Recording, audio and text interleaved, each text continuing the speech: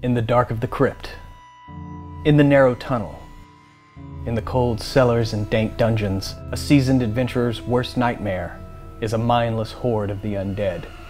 And in Dungeons & Dragons, a simple headshot is not enough to bring these shambling killing machines down.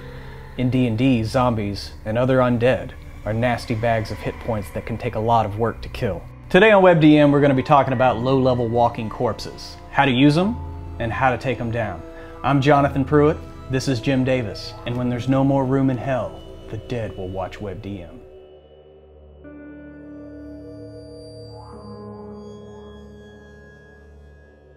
As a DM, what is the proper way to manage your undead horde? I think probably one of the best ways is to know that you've got a lot of very tough, but not necessarily hard-hitting monsters when you're talking about zombies. They're going to last a while, and within 5th edition, having to either crit or deal radiant damage to fully bring them down if they pass that saving throw, they're going to stick around a while. They're not doing that much damage. So what you want to do is find ways to come at the players from multiple angles, surround them as quickly as possible. If we're talking about a dungeon corridor or something, then maybe the necromancer's lair is a maze-like sort of twisted environment where there are little pockets of corpses that he can animate or bring forth as he sees fit, or, you know, the energy that suffuses someplace causes them to spontaneously rise up out of the ground. D&D zombies, interesting enough, are fast zombies. They can take the dash action. That's true. So they can close fairly quickly with the party. Basically, what you want to do is you want to try to avoid large clumps of them so that the area of effect spells that your party has aren't going to take them out immediately. Have them come at the party in waves. Right. Because they don't hit as hard, you can maybe throw more monsters at the party than the CR system kind of would suggest.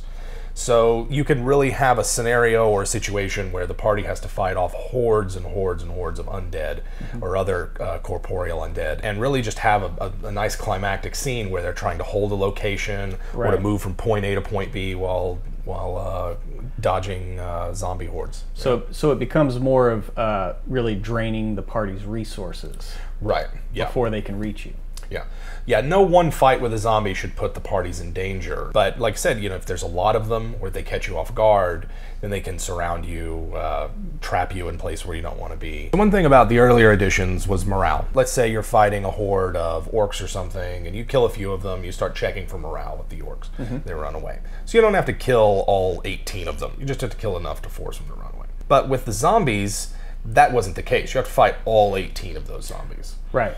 And so I think, you know, without morale rules in 5th edition, DMs can add that back in just through role-playing how the monsters react to the players. They should always be taking every opportunity to close with the players, to attack them. They're not subtle. Maybe if they're controlled by a necromancer, they try to outflank or maneuver around, but for the most part, they're coming straight at them. But then they can also use sort of similar monsters to represent the relentless nature. So maybe a DM throws in a couple of crawling claws after the players have dealt some damage and killed a few zombies, right? Because, yeah, now you have pieces of zombie looking for something to attack. Absolutely, you know? yeah. And so it really plays up the fact that this corpse has been animated by magic, not necessarily that it's a zombie creature thing that's after brains, you know? Yeah, exactly. And if we learned anything from the most recent episode of Game of Thrones there, the Fight at Hard Home, they just keep coming. They just keep coming. And you see what happens when morale breaks. Right. On the human side there. Absolutely. So going from morale to morality, what is the morality now that there are no alignment spells? So Raising Dead is not an evil spell, right? Yeah. So what are the moral questions behind Raising Dead?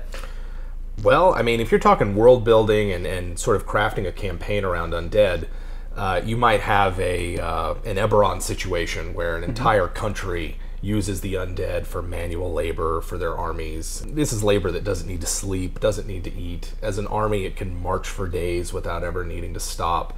A lot of the things that held people back in real life, undead don't have to worry about. That's true. And so they make great villains for a campaign. Some players, you know, they might want to just cut loose, not have to worry about, you know, whether or not there's going to be a peace deal later on, whether or not you have to negotiate. So having a monster that's all about fighting and killing and there's no other options also kind of frees up the players, because now they no longer have to worry, like, would it have been better to negotiate with this tribe of lizard folk? You have to figure out who's controlling all these things. Or are they just coming up spontaneously? The Midnight campaign setting, everyone that dies comes back as an undead. Right. And that way it's a lot like the North, where, you know, if you're running a game that's set on the wall, and you're Rangers of the North and Westeros, that is a zombie apocalypse, my friend. But in terms of fantasy zombie apocalypse, we can draw from real life too. The Black Death was something that occurred in, you know, in our own history that has many characteristics of a zombie apocalypse. People dying for what they see as no reason, having to deal with the problem of dead bodies. They're infected. How do you deal with this kind of thing? So a zombie campaign should be not just about killing the hordes, but also managing this problem that seems uncontrollable. What if the god of undeath decides that he's going to come down to the world and raise all the corpses out of the graveyards and battlefields? And it's like, what do you do about that?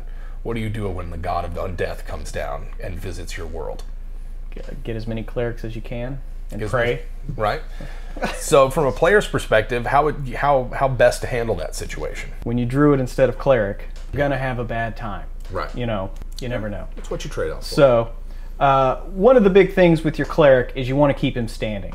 Okay? So, Death Ward is a very good spell. No concentration, lasts what, 8 hours? Yeah. Something like that.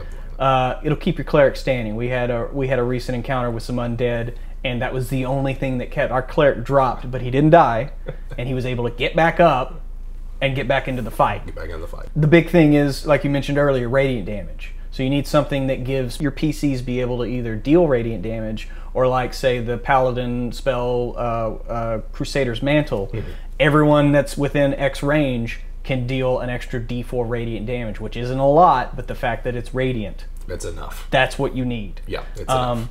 The big thing with undead hordes is staying mobile. You need to either be mobile or be in a position to be mobile, which that's where the strategy and tactics, you need to find choke points. You need to find places easily defended, but at a moment's notice, you can bug out to your secondary, tertiary fallback positions. You can't really outrun them anymore. Right. Because, like you said, they can take the dash action. So we're not talking, you know, Romero shambling zombies. No, these are 28 days later. They can run at you full speed. Right. Yeah. And again, going back to Hardhome. But the big thing when fighting zombies is, you know, finding out, obviously, is this just a random undead horde? In which case, you just need to kill them all. But if not, if there is an intellect behind them, you need to find that controller, and that's the key, is taking out the controller, because then they become just a mindless horde, and at least you're not being positioned against and flanked, and, you know. Which brings up a nice thing for DMs to have to worry about. What do they do with the controller? Do they leave them back? Does the controller hang back? If it's a white, are they up front, right there in the front lines fighting? If they're a necromancer or a death cleric, maybe they're in the back, hidden somewhere. There's a lot of different things you can do with zombies other than just throw a bunch of monsters at a player and hope they survive. A lot of changes, 5th. How did the Red Dragons fare? So they lost a lot of their traditional protections that they had, but they also gained a lot in terms of the number of actions that they can take. DMs used to dragons that have a lot of spell protection, damage resistance, innate spell casting. Not really going to find that anymore. There's a variant for spell casting that dragons get, but there's not any more of they can all cast this kind of thing, and they all also cast spells as a wizard or sorcerer. So a lot of the versatility of dragons has been taken away, and a lot of their protections. But what they gain in that are lair actions and legendary actions, and the fact that their breath weapon hits really hard now. Yes. Thanks again for watching WebDM. We're going to have new ones every Wednesday. Tell your friends. Come back next week.